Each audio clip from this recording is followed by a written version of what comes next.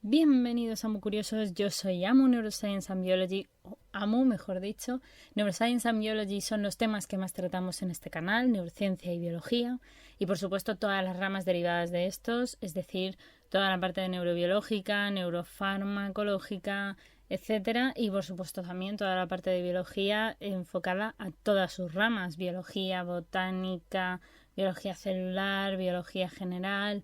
biología molecular, biotecnología, bioquímica, fisiología animal y vegetal, etcétera. Vamos a hablar de un montón de cosas en este canal, así que si te gusta, te invito a que te quedes. Por supuesto también, y si no eres tanto de ver vídeos o tal, pues también tenemos un canal de Twitch para que sea más interactivo y más de directos. También tenemos un canal de Discord, también tenemos un montón de redes sociales donde publicamos cositas. Por ejemplo, Facebook, Twitter, Instagram y Ciencia Red. Y por supuesto también tenemos no solamente todo esto, sino que tenemos un blogger donde publicamos también cositas escritas un poquito más extensas, y también tenéis, para más información y para si queréis contenido un poco más exclusivo, el Patreon, donde de vez en cuando pues oferto cositas, tenéis cierto poder dependiendo de qué nivel elijáis. Y básicamente eso es a lo que venís a este lugar, a construir vuestro conocimiento, a ayudarme a mí a construir el mío siempre, con vosotros y con vuestra ayuda. Y nada, pues que espero que disfrutéis mucho de los vídeos. Muchísimas gracias a todos aquellos que os queréis unir a esta maravillosa comunidad de Amu Curiosos, dejando un like, dejando un comentario y o directamente suscribiéndoos. Llevamos ya 3 años haciendo divulgación, así que esperamos mejorar todavía más. Y pues nada, bienvenidos a la aventura y que la disfrutéis muchísimo. Un abrazo enorme y comenzamos. Bueno, empezamos hablando un poquito de los sentidos y vamos a empezar hablando, o quizás sería bueno deciros, que se hablan de los sentidos especiales, como ya os comenté, por los nervios craneales y por todos los conocidos como sentidos especiales, aunque en realidad los sentidos son básicamente, como ya seguramente os habrán dicho en algún momento de vuestra vida, el oído, el olfato, el gusto, el tacto y la visión. También, no obstante, existe un sexto sentido que se le llama el equilibrio, que también lo veremos junto con el oído cuando veamos el sentido de la audición. Empezamos, no obstante, por el sentido de la visión. La anatomía general del ojo y algunos órganos añejos que tendremos que tener en cuenta para poder conocer el ojo es que el ojo o globo ocular es una estructura de forma muy redondeada que se encuentra en las órbitas oculares que se encuentran dentro del cráneo y que tienen una función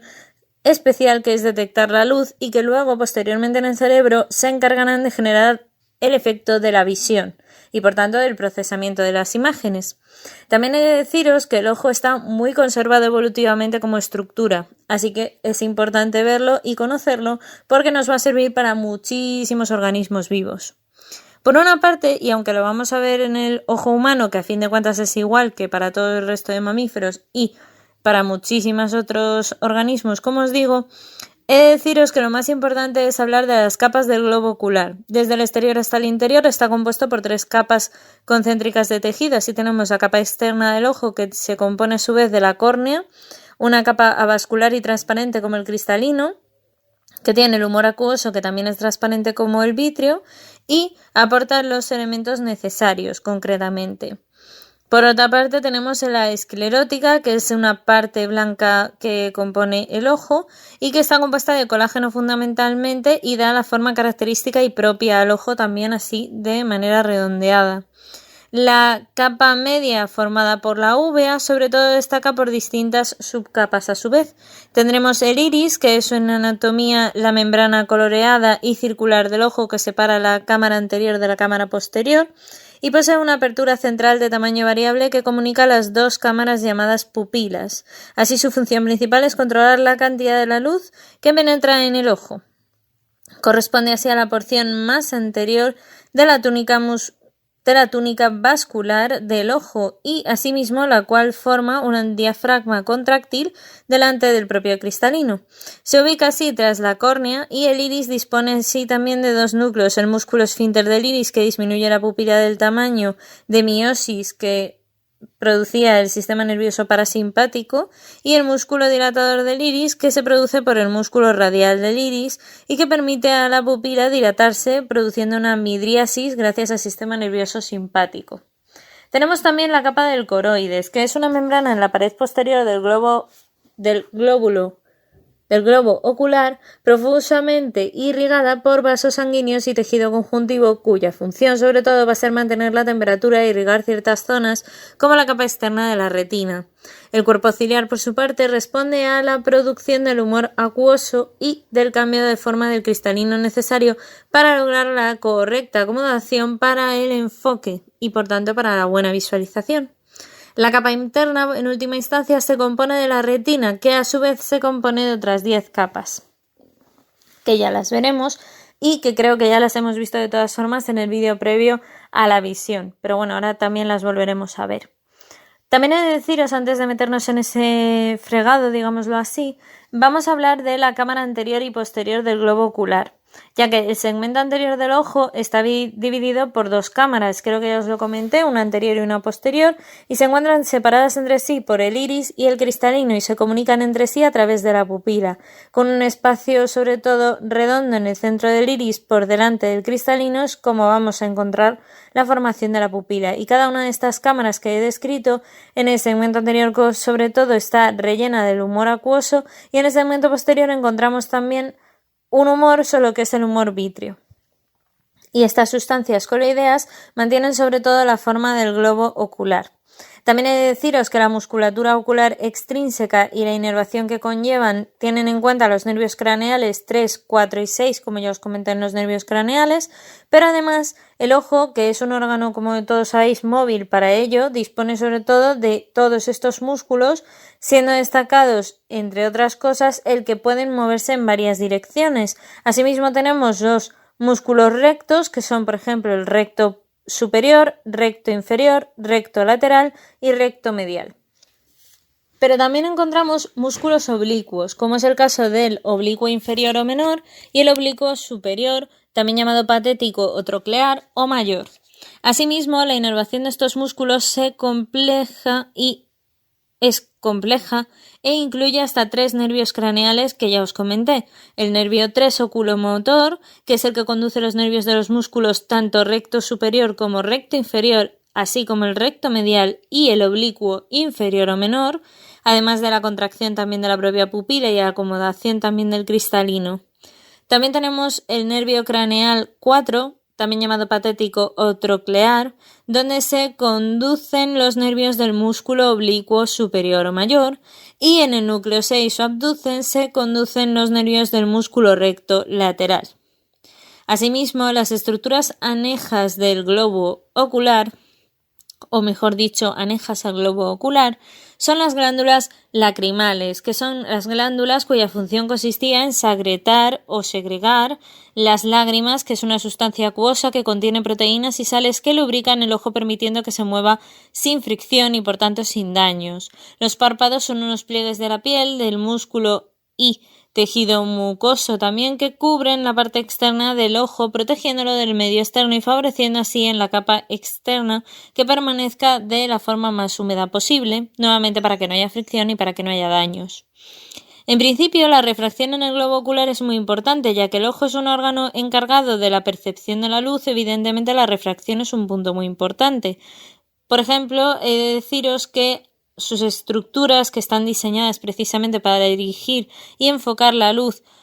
siendo el poder de refracción total del ojo adulto humano de alrededor de 59 dioptrías, de las cuales 39 se encuentran en la córnea y 20 en el cristalino, la parte anterior del ojo funciona de hecho como si fuera una lente, una lupa por decirlo así, con unas propiedades ópticas de cara a enfocar la luz sobre los receptores de la retina especial.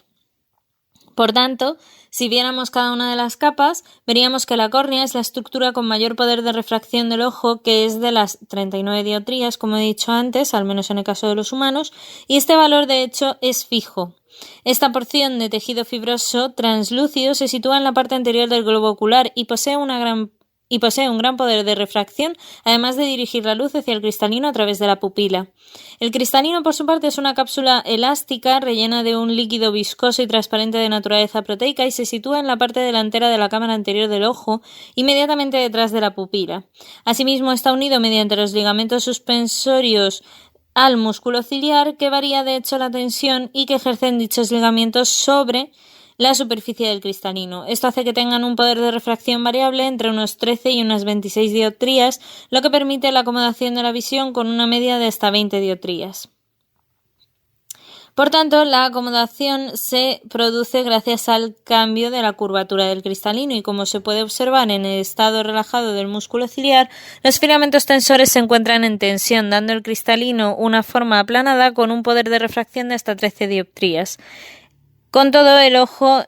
puede además enfocar objetos más lejanos y el estado tenso del músculo ciliar implica que los ligamentos tensores, que son las fibras de la zónula, se relajen, permitiendo que el cristalino adquiera una forma más redondeada y aumentando así su poder de refracción hasta las 26 dioptrías.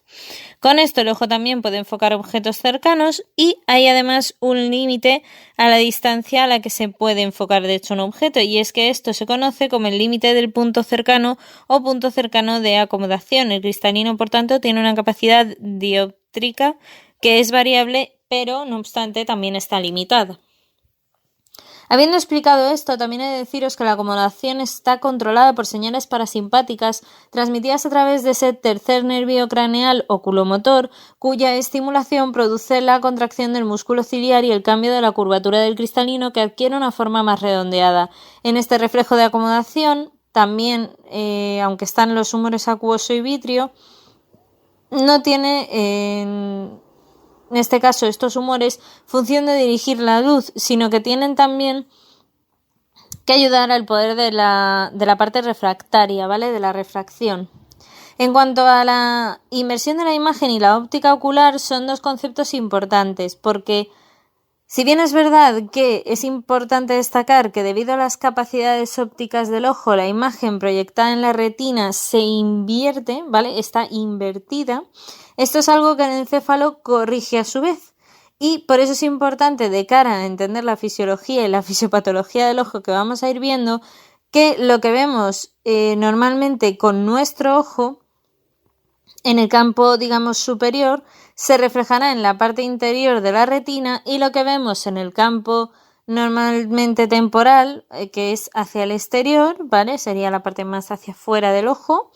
y el hueso temporal se refleja en el campo nasal. Y a su vez, lo que viéramos desde el campo nasal lo vamos a ver en el temporal, y todo lo que vemos abajo realmente se enfocará o se visualizará realmente arriba.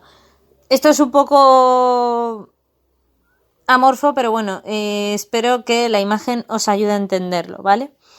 Ese tipo de óptica ocular que tenemos en el ojo también se ve ayudada por la pupila y la variación del diámetro pupilar, claro, porque la cantidad de luz que incide en el ojo y el ángulo con que lo hace depende de la pupila. Además, es un espacio circular en el centro del iris, la pupila, y ésta se modifica tanto como la capacidad del ojo para percibir los colores y los detalles, es decir, la intensidad que tiene la luz, y como la profundidad del foco, que sería la cantidad del espacio que se ve enfocada. Asimismo, el nivel de apertura del mismo depende de la tensión de dos grupos musculares que forman el iris con una inervación recíproca diferente y además dependiente del sistema nervioso autónomo. Asimismo, tenemos los músculos radiales o dilatadores de la pupila, que son los encargados del proceso de midriasis, que se regulaba por el sistema nervioso simpático con la noradrenalina, permitiendo que podamos ver a nivel lejano, mientras que el esfínter del iris o los músculos circulares del iris son los encargados de la miosis, que se encontraba estimulada por el sistema nervioso parasimpático gracias a la acetilcolina, y estos regulan la visión cercana. El diámetro pupilar varía en función de la intensidad que se tenga de la luz, es decir, del reflejo fotomotor, y de este modo hay tendencia a la midriasis en oscuridad y a la miosis con una luz intensa. Se trata así también de un reflejo llamado arco reflejo, en el que la vía aferente recoge el estímulo luminoso a través del nervio óptico y se dirige hasta la región pretectal en el mesencéfalo.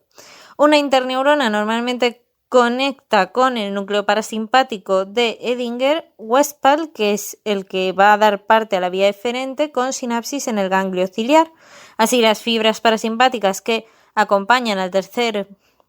nervio craneal estimularán mediante la acetilcolina el músculo del esfínter del iris, provocando así la contracción pupilar o miosis. Y para dejar un poco todas esas estructuras más o menos, deciros que existe la profundidad de foco también, que es la cantidad de espacio que queda enfocado por el ojo, y esta depende de dos factores: el grado de apertura del iris y el grado de curvatura del cristalino. A menor apertura del iris, mayor es la profundidad de foco, y viceversa. A mayor curvatura del cristalino, mayor es la profundidad de foco, y también viceversa. Por otra parte, también he de deciros que vamos a encontrarnos otro tipo de estructuras importantes, como es el caso dentro del ojo del humor acuoso, el humor vítreo y la presión intraocular. Vamos a ir definiendo a cada uno de ellos. Por una parte tenemos el humor acuoso, que es un líquido transparente que rellena la cámara anterior del ojo y se produce a una velocidad de 2 a 3 microlitros por minuto en el epitelio de los procesos ciliares. Asimismo, el tercio anterior del cuerpo ciliar, que circula en dirección a la cámara anterior del ojo, atravesando la pupila y pasando por la cámara anterior y las membranas trabeculares y evacuándose a través del canal de Schlemm, que desembocará en las venas extraoculares. Asimismo, con el fin de facilitar esta evacuación, las membranas trabeculares y el iris poseen una gran cantidad de células fagocíticas que habitan en partículas suspendidas en el líquido que obstruyen su evacuación y que se mantienen en un ritmo de 2,5 microlitros por minuto.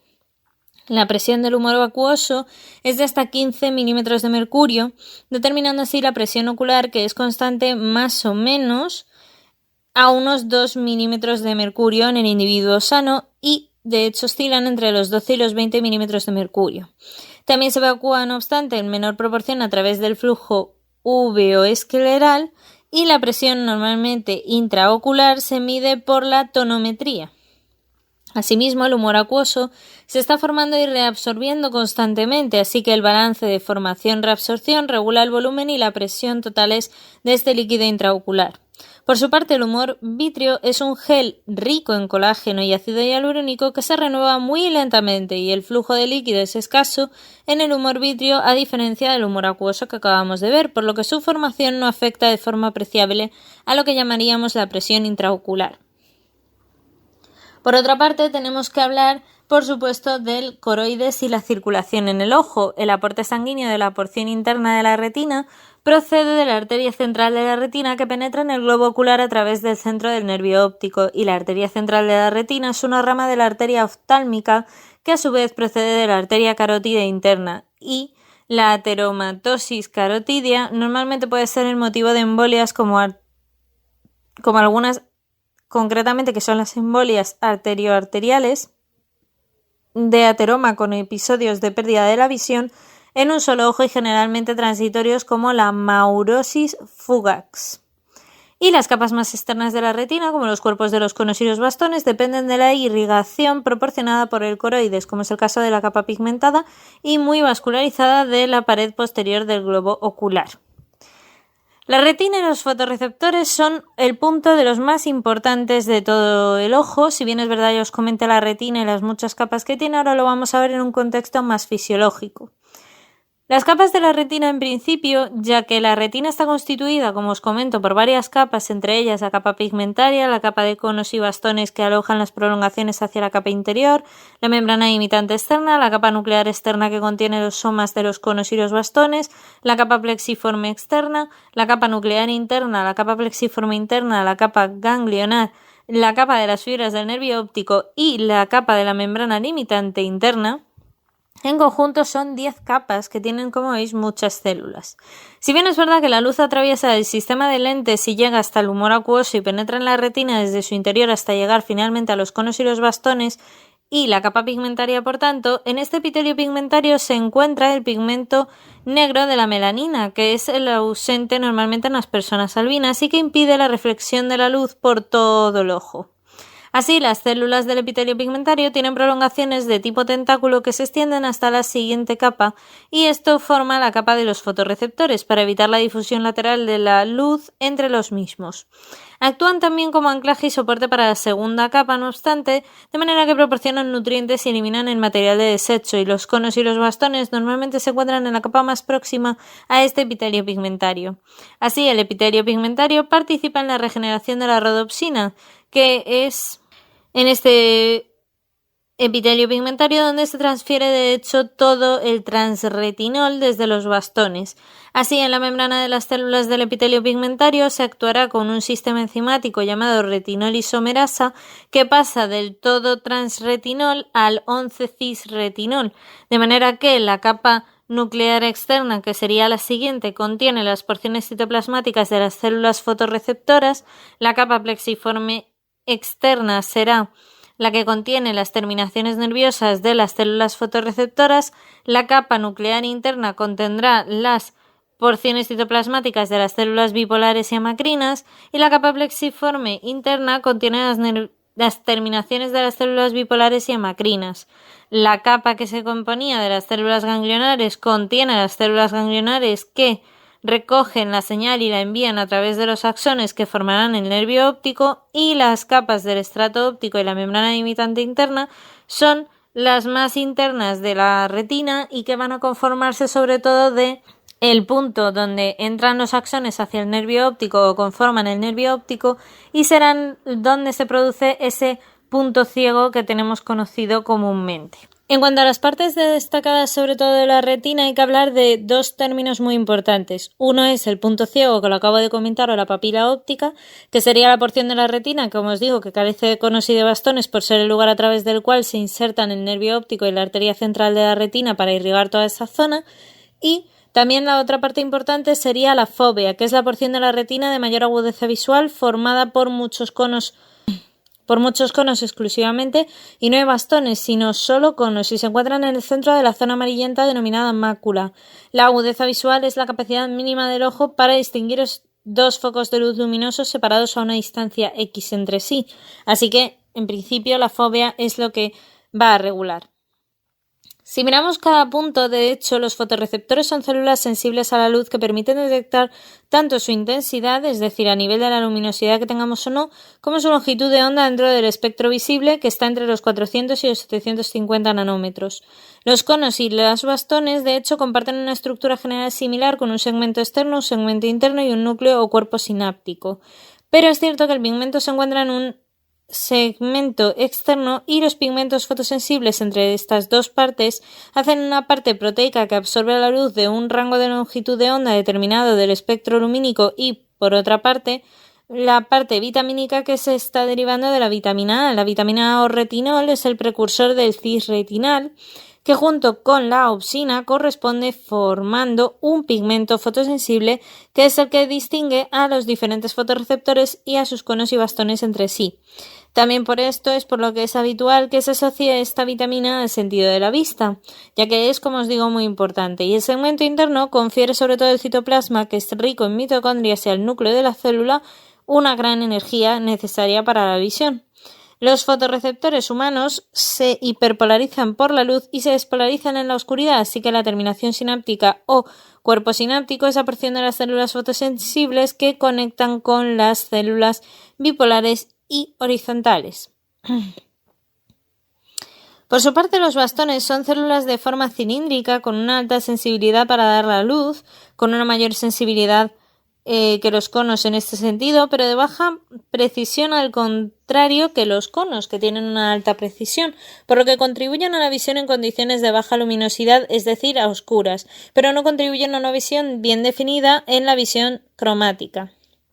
Contienen así el pigmento de la rodopsina, pigmento que tiene una absorción máxima a una longitud de onda de 505 nanómetros, y el pigmento fotosensible en estos bastones está formado por la escotopsina y el 11-cisretinal.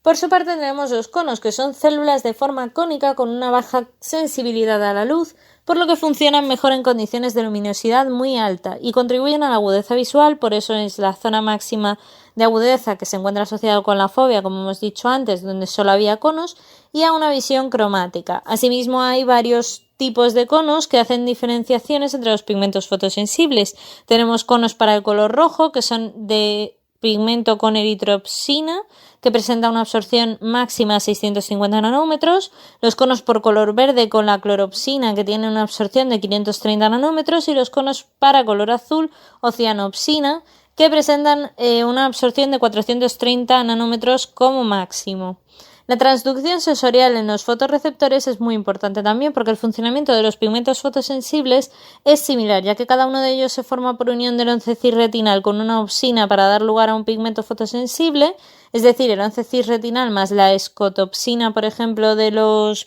bastones, pues va a dar en conjunto la rodopsina en los bastones. Cuando reciben la luz de una determinada longitud de onda, el pigmento fotosensible suele pasar a un estado de energía más elevado, dando lugar a través de varios pasos a la metarodopsina 2, que es la forma activa de la rodopsina y que de hecho contiene todo el transretinal y es capaz de separarse de la opsina. Esta rodopsina activada activa muchas moléculas de proteínas G, denominadas las transductina, la cual, una vez activada, estimulará muchas moléculas de fosfodiesterasa, cuya acción será hidrolizar muchas moléculas de GMPC cíclico, produciendo el cierre de los canales de sodio y originándose un potencial receptor del bastón o del cono con su pigmento correspondiente, que es hiperpolarizante. Así, la enzima quinasa de rodopsina que está en el bastón desactivará la rodopsina activada, que es la metarodopsina 2, y se invierte así la cascada hasta volver a su estado normal con los canales de sodio abiertos, y se separa un retinal y escotopsina, y por último se produce también la regeneración de la rodopsina. Por el contrario, en la oscuridad los niveles de GMPC cíclico aumentarían y los canales de sodio se abrirían. Cuando las células fotosensibles están sometidas a luz intensa durante periodos extensos de tiempo, la cantidad del pigmento fotosensible sin disociar es baja. Así, su sensibilidad a la luz disminuye. Lo mismo ocurre con la situación inversa. En condiciones de una oscuridad prolongada hay gran disponibilidad de pigmento fotosensible, por lo que la sensibilidad a la luz aumentará y el epitelio pigmentario participará como la regeneración de la rodopsina. Pues hasta aquí por hoy, muy curiosos. That's all, folks. Espero que os haya gustado mucho el vídeo. Dejar un like, un comentario y una suscribida si no lo habéis hecho ya. Y nos vemos en el próximo vídeo. Que la ciencia y la fuerza os acompañe.